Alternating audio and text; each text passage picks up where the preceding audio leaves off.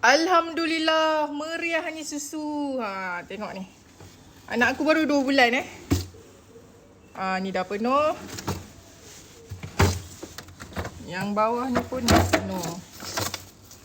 Okay. Nak tahu tak aku guna apa? Aku tak guna milk booster langsung Okay ni. Tada, aku guna ni je, milk collector. Okay. Kenapa aku tak guna breast pump? Sebab breast pump aku rosak. Belumlah, jadi pun tak jangka dapat baby kan. Sebab anak aku yang sebelum ni pun dah 9 tahun. Yang ni, dah usia dia dah 9 tahun. Spectra 9 plus dah rosak. Okay. So, nak beli breast pump baru agak mahal juga. So, aku dalam proses tengah kumpul duit jugalah nak beli breast pump yang baru. Terpaksalah guna milk collector. So, daripada dalam pantang memang aku dah start lah guna milk collector ni. Nampak ni, dia silikon. Senang je. Dia ada suction juga.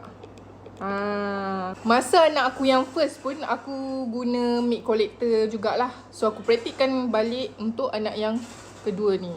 So macam mana nak guna dia, aku guna kaedah tandem. Tandem ni macam sebelah kita susukan baby dan dalam pada masa yang sama, sebelah side lagi kita akan guna benda ni. Dia ada suction pun sebenarnya. Okay, dia silikon. Cara kedua pula, yang ni memang aku gunalah dua-dua terus. Sebelum nak guna tu kita marmet dulu pada bahagian nipple kita tu kan. Lepas tu terus dalam 4-5 kali lah korang marmet.